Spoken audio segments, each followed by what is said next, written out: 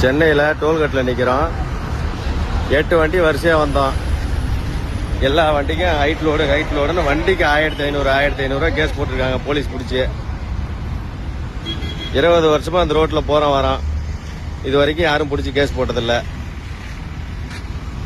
போலீஸை கேட்டால் கவர்மெண்ட்ல என்ன பிடிச்சி கட்ட சொல்கிறாங்க.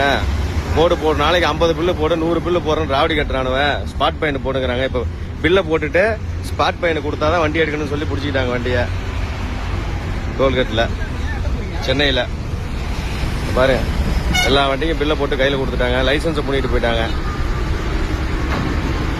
விஜய் வந்தாலும்னா ஊழல் இல்லாத ஆட்சி நடக்கும்னு சொன்னாங்க. விஜய் வந்து தான் போட சொன்னாருன்னு சொல்றாங்க போலீஸ்.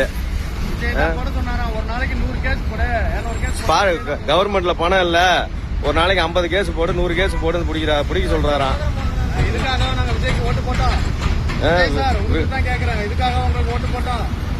விவசாயம் வெயில்ல சொன்னையில கஷ்டப்பட்டு ஓட்டிட்டு வந்த காசு இப்படி வாங்குறீங்களே. ஒரு செகண்ட்ல வண்டிக்கு 1500 போட்டு காசை வாங்கிட்டாங்க. இன்னும் காசு கொடுக்கல. ஸ்பாட்லயே பயன் கொடுத்தாதான் வண்டி எடுக்கணும்ட்டாங்க. ஒவ்வொரு மந்திரி எவ்வளவு ஊழல் பண்ணி எத்தனை கோடி வச்சிருக்காங்களோ அவங்க கிட்ட வாங்கணும் சார்.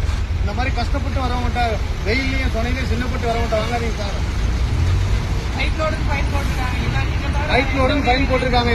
இந்த வண்டி இது இல்லாம வேற எதுவுமே எடுத்துட்டு போறாங்க. ஆர்டிஓ எங்களுக்கு இதுதான் பர்மிஷன் கொடுத்துருக்காரு. எங்க ஊர்ல ஆத்தூர்ல ஆந்திரா வரைக்கும் போறோம், மகாராஷ்டிரா வரைக்கும் போறோம். இந்த லாரி எல்லாம் ஏற்றிட்டு போறோம். வழியில பாக்கல எல்லாம் ஆர்டிஓ பிடிக்கிறாங்க. இது வரைக்கும் ஃபைன் போட்டா நாங்க வண்டி எப்சி பண்ணாதான் நாங்க ஃபைன் கட்டியிருக்கோம். இவங்க ஸ்பாட்லயே ஃபைன் வாங்கிட்டு தான் வண்டி விடுவாங்க.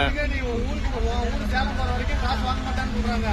என் கூடயே வருத்தம் வேணும். அதே கேஸ் போட்டு கொடுங்க.